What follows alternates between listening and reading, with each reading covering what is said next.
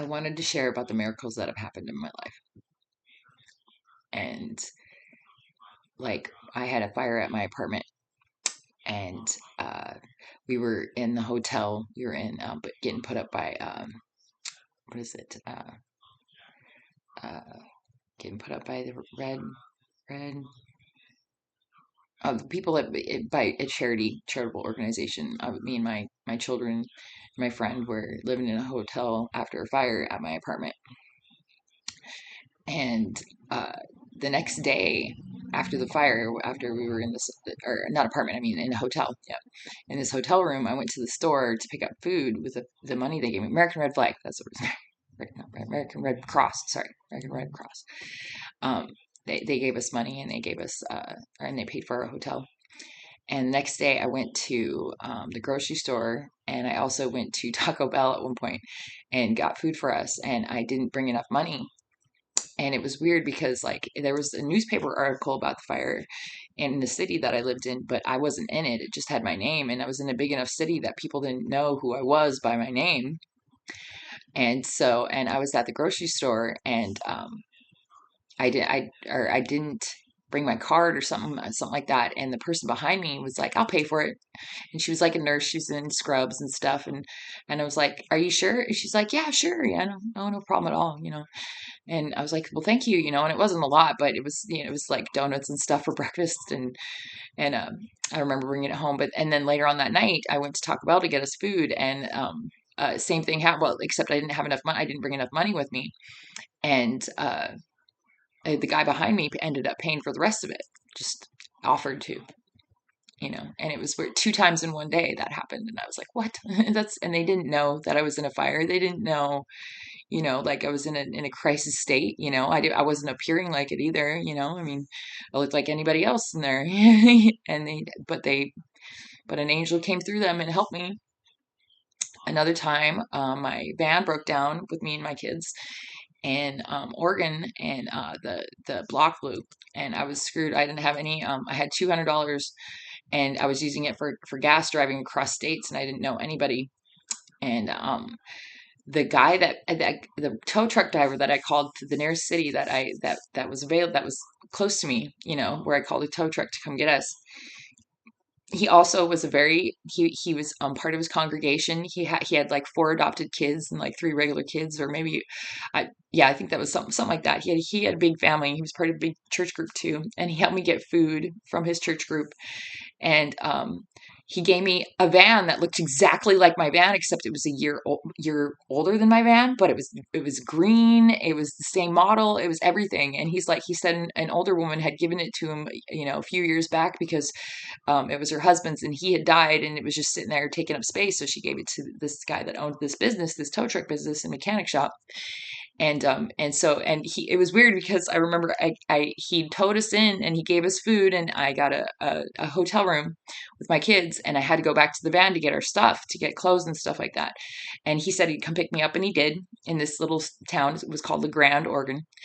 And and that's when he gave me the van. Like, he didn't give it to me till the next day, till I came back to get, and I didn't know he was going to at all. Like, he was like, I'll be right back. And I was like getting my stuff out of the suitcases in my van and stuff like that, and what I could. And because he was going to give us a ride back to the hotel. So he said, and then all of a sudden he pulls up in a van that looks just like mine. And at first I thought it was my van. I did. And the block was blue, and it was behind the building. So there's no way it was my van, like, and so, and he drives up, and I'm like, "Nice van," and because I was like, and he's like, "Yeah, it's yours." And I was like, "What?" And he's like, "Yeah." And then he told me the story about the older lady giving it to him. And I was like, and my mind was blown. I was like, "What?"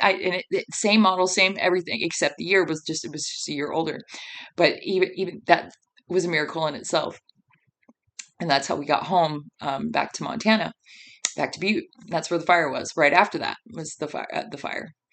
And then after that, I moved to Iowa. I got a job as a general manager of a hotel, and I moved to Iowa, and it didn't work out. It didn't. It was a crazy situation, and me and my kids ended up getting kicked out of the hotel that we were staying in over there, and I met this guy that he was part of a white criminal collar ring. Um, And he at first he had he'd gotten me into like, oh, if you do this, if you join, join up with me, I'll give you, you'll make 18,000 in 1 month. And he's like, for you and your kids. And he really manipulated on the kids, you know what I mean? And I fell for it because I used to run a tax office, and he was like, you could, you could help me out, and that kind of stuff. But after a few days into it, I didn't give him any information, but like he'd open bank accounts in my name, and all it was costing me money. And so I was like, no, I don't want to do this. And he had I was in the hotel with my kids, and I had nowhere to go. We were homeless. And he he had tried to get me to convince, or he was trying to convince me to commit suicide, because he said that I was a terrible mother and I didn't deserve, my kids deserve something better. And I was going to do it too. Like, he had me convinced, and I like snapped out of it, thank God. But we were stranded at this hotel on the outskirts. It's one of the suburbs of Des Moines, Iowa. And it was a casino hotel, and it had a bunch of conference rooms, and there was like a marriage party, in one of the conference rooms too. And I was in the hotel lobby, and I couldn't pay for any more nights, and I was just crying. And I got off the phone with this crazy guy that ended up stealing my identity and my taxes, and created. He was a hacker too. He hacked computer systems and things. He was a programmer. And so that's what he was telling me, how he did that. And like I said, I was only 3 days into this whole journey with him, and I was like, no, it's not a good idea. And he took it as a personal affront to himself when I said no, that I didn't want to do it anymore. And he just went after me. And like, it was even where we were in the hotel, like he didn't come after me physically, but like he was trying to call the police on me and say I was a crazy person, that was, a terrible mom. And he was trying to get me like locked up, and I had to like run from him. But the thing is, I was at this hotel, and I'm crying, I'm bawling, I got red eyes. I had my kids running around. I didn't know what I was going to do. And this guy that was staying in the hotel, that must have been on vacation, he won at the casino, and he'd walked by me a couple times, I guess. And a lot of people had, not too many people. We were off in kind of a side room, but it was still, you could see when you walk past, and it was part of the lobby. And he stopped, and he's like, ma'am, are you okay? And I was like, no, I'm not, because I wasn't. I didn't know what to do. I didn't have any family. I didn't have anybody I knew. I didn't have any money, and it was just me and my kids. And he pulled out some money that he won at the casino, and he handed me $600, and he said, here you go. He's like, take care of yourself, take care of you and yours. And he walked away, and that was another miracle. I remember I bawled more, like I bawled even more. And then I got out of that hotel and went to another hotel, and this guy was like crazily, obsessively, like trying to hunt me down, because he'd already been in my accounts, and he locked me out of them. Like, it went haywire real quick. That's why I ended up like stopping using social media, was because they weren't mine. I couldn't, other people had access to them. Other people were cutting me off, mainly him, but I don't know the whole extent of it, because he was part of, I mean, he told me he was part of the dark web and the black web. And, I know he stole my social, or my taxes that same year. And so I got to file with the pin now, and it took me a long time to get my taxes back that year, because of it. But that's what he was trying to get me to do with him, and I was like, no, I'm not doing that, so, but he'd already had mine, because I wrote it down because I was dumb, honestly, like he sold me on the idea, and it was out of desperation, and it was really sad. It was a coercion, pretty much, like it was just me and my kids, and I didn't know what to do. And here's somebody offering me a solution. It's the criminal one, but it's not that criminal, blah, blah, blah. That's why I was like, no, I don't think so. And then he went after me. It was rough, but the miracles is what I wanted to touch on, honest to God. It was because it was the presence. And every time that I had a terrible experience, God always showed up in some way.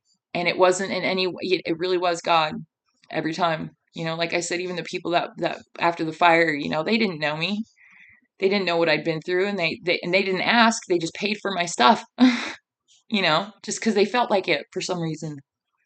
It was because angels were working through them.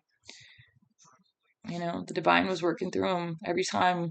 God was telling me he was there. Like, it's not as simple as it seems. I've said that on other videos. It isn't. But if you choose right and you do right, you'll be rewarded for it.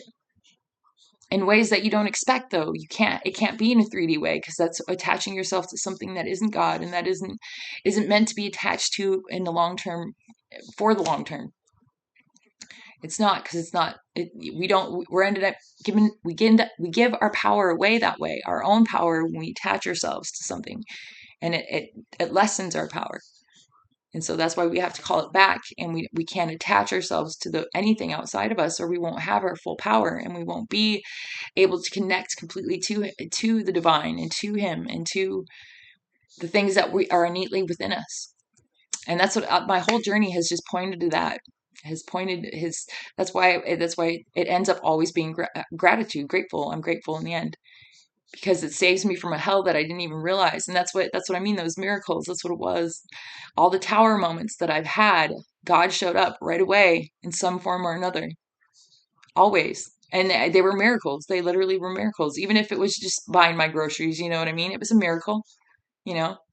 Even giving me a whole van after mine blew, and I had I was going 2 more states away, and I had no one and nothing. And this guy, I just happened to call someone that already had a really, really good heart.